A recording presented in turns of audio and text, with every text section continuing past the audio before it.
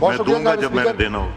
जी sir, मेरे बहुत काबिल एहतराम चीफ विप अपोजिशन ने जो गुफ्तगू फरमाई है, बुनियादी तौर पे इसके दो हिस्से हैं।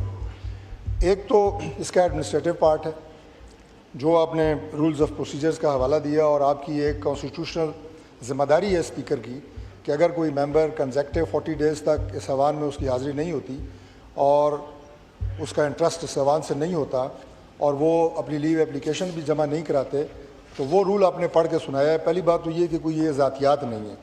दूसरी बात ये कि ऑनरेबल मेंबर ने खुशी शाह साहब से ये सवाल किया है कि आपकी 50 साल पार्लिमानी तारीख में कोई ऐसा वाक़या हुआ है कि जब किसी मेंबर को गैर हाज़िरी की बुनियाद के ऊपर डी सीट किया गया हो? तो वो आपने ख़ुद फरमा दिया है कि अभी जो पिछली से असम्बली थी उसमें मियाँ मोहम्मद सोमरो साहब को 40 दिन मुतवातर गैर हाज़िरी की बुनियाद पर डी सीट किया गया था। सर, स्पीकर इस कौमी असम्बली का था। सर, स्पीकर कौमी असम्बली का था। नेशनल सर, पहले इन्होंने पूछा है नो क्रॉस टॉक पहले इन्होंने ये पूछा है, बात कीजिए। पहले इन्होंने ये पूछा है सर कि ऐसा हुआ है कि नहीं हुआ, तो उनकी इस बात का जवाब है कि ऐसा हुआ है। दूसरी बात सर, मैं ये पढ़ देता हूँ। जी बात सुनने आप बात कीजिए। असम्बली की बेतुकीरी जो आप ये हरकतें कर रहे हैं इस वजह से हो रही है। काइंडली आपने बात की है, हमने सुनी है, हमारी भी सुन लें। सर, रूल्स ऑफ प्रोसीजर को मैं दोबारा ज़रा पढ़ देता हूँ। पढ़ा हुआ है आपने, आर्टिकल भी पढ़ा हुआ है आपने। अच्छा, एक बात तो सर ये है, एक बात तो ये है कि ये इस बात को मानते हैं कि रूल्स ऑफ प्रोसीजर में ये बात दर्ज है। दूसरी बात सर ये है कि जो पॉलिटिकल बात है वो ये है कि इस ऐवान की तौकीर बढ़ाने में और इस ऐवान की कार्रवाई को चलाने में अपोजिशन का भी उतना ही किरदार है जितना गवर्नमेंट का है। और यहाँ पे जो आप हर वक्त कागज़ उड़ाते हैं, बाजे बजाते हैं, डेस्कों पे आप चढ़ते हैं, हम आपसे एक नहीं मुतअद्दिद दफ़ा प्राइम मिनिस्टर जाके लीडर ऑफ अपोजिशन की कुर्सी पे उनसे कह के आए हैं कि आएँ, बैठें, मिल के बात करें, इस ऐवान को किसी तरीके के साथ चलाएँ। लेकिन न सिर्फ अभी बल्कि जब से ये ऐवान बना है, मुसलसल ऐवान के अंदर और ऐवान के बाहर जो रवैया अपोजिशन ने रखा हुआ है, क्या वो इस ऐवान के अंदर और मुल्क के माहौल को बेहतर बना सकता है या कि क्या उस तरह सिस्टम चल सकता है? हर दफ़ा आपने बात की हम पुरअमन एहतजाज करना चाहते हैं, उस पुरअमन एहतजाज के आड़ में हर वक्त इस्लामाबाद के ऊपर मुसल्लह जत्थों की यलगार हुई है। आज बाहर इस वक्त डी चौक में बच्चे, उसके साथ पूरे इस्लामाबाद भर से दीगर इलाकों से लोग आए हैं, कारकुनान आए हैं और यौम इस्तेसाल कश्मीर मनाया जा रहा है।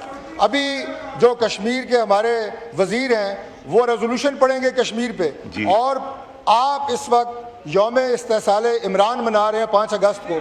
और भाई ये एहतजाज कल कर लें, आप 6 को कर लें, 7 को कर लें, 4 को कर लें।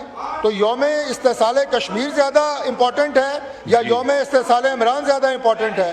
ये तो इनकी दिलचस्पी है नेशनल इश्यूज़ के ऊपर, और क्या हमें रहे हैं कि जनाब हम इनको चलने नहीं दे रहे? ठीक, शुक्रिया जनाब स्पीकर। जनाब स्पीकर, आज यौम इस्तेसाल कश्मीर के हवाले से मैं समझता हूँ कि हॉल में जो रेजोल्यूशन मुतफ़िका तौर पर पास हुआ है वो बहुत खुशाइंद है। और ये हकीकत है कि पूरी पाकिस्तानी कौम, खाए हमारा तल्लुक़ किसी सियासी जमात से है, किसी मज़हब से है, किसी फ़िरके से है, किसी इलाके से है, कश्मीर के मसले पर सब यकजान है और सब में मुकम्मल तौर पर हमांगी है। और हम अपने कश्मीरी बहन और भाइयों की जो आज़ादी की जदोजहद है उन पर हमेशा पाकिस्तानी कौम ने उनका साथ दिया है और इंशाअल्लाह ताला आइंदा भी देते रहेंगे। जनाब स्पीकर, हिंदुस्तान में जिस अजीबो गरीब और मैं समझता हूँ अनप्रेसिडेंटेड तरीके से कश्मीर, मकबूजा कश्मीर जो उसके कब्ज़े में है, उसकी आइनी और कानूनी हैसियत को तब्दील करने की जो कोशिश की है और जो यकतरफा उसने कार्रवाई की है, वो उसका कश्मीरियों की जदोजहद पर और उनकी जो आज़ादी की तड़प है उनमें, उस पर तो कोई असर नहीं पड़ेगा। लेकिन हिंदुस्तान ने अपना असली चेहरा जो है وہ دنیا کو دکھا دیا۔ آج میں سمجھتا ہوں کہ کشمیر جو ہے وہ ایک بین الاقوامی مسئلہ ہے، اور اس کو حل کیے بغیر دنیا میں امن کا قائم ہونا، خاص طور پر ہمارے اس خطے میں ساؤتھ ایسٹ ایشیا میں امن کا قائم ہونا ناممکن نظر آ رہا ہے۔ اور پاکستان نے ہمیشہ ایک اصولی موقف اختیار کیا ہے کہ اقوام متحدہ کی قراردادیں جو کہ آج بھی موجود ہیں، ان کے مطابق یہ تھا کہ کشمیر کے لوگ اپنی مرضی کے ساتھ اپنے مستقبل کا فیصلہ کریں، اور ان کو یہ حق جو ہے وہ دنیا کا ہر قانون دیتا ہے۔ اور ہندوستان نے اپنی ہٹ درمی کر کے ان کو اس حق سے محروم کیا، نہ صرف ان کو ان کی آزادی کے حق سے جو ان کا آئینی اور قانونی حق ہے، جو بین الاقوامی اصولوں کے مطابق ان کا حق بنتا ہے، اس سے محروم کرنے کی ہمیشہ اس نے کوشش کی، بلکہ اس نے کشمیر کے عوام پر ظلم کے پہاڑ توڑے۔ 8 لاکھ سے زیادہ فوج جو ہے وہ کشمیر میں جو ہے وہ ڈپلائڈ، کشمیر کے کونوں میں، کشمیر کے گلیوں میں، کشمیر کے شہروں میں، اور ان کا صرف ایک کام ہے کہ کشمیر کے لوگوں کا استحصال کریں، کشمیر کے لوگوں پر ظلم کے پہاڑ توڑیں، اور ان کے ساتھ غیر انسانی سلوک کیا جائے۔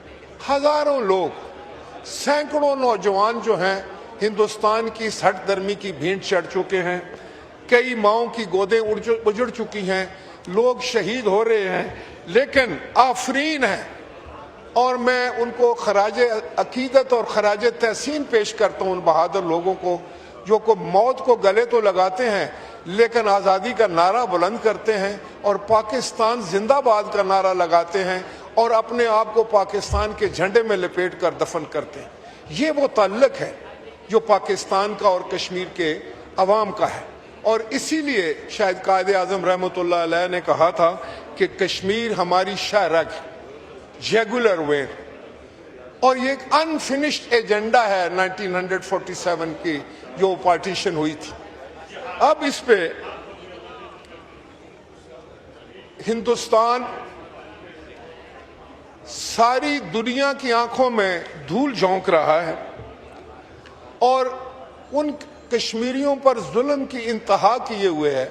آج وہاں کسی کی عزت محفوظ نہیں، لوگ اپنے گھروں میں مقید ہو چکے ہیں، لوگوں کو آزادی سے آنے جانے کی جو ہے وہاں پر اجازت نہیں ہے، اور لوگ اپنے آپ کو غیر محفوظ سمجھ رہے ہیں۔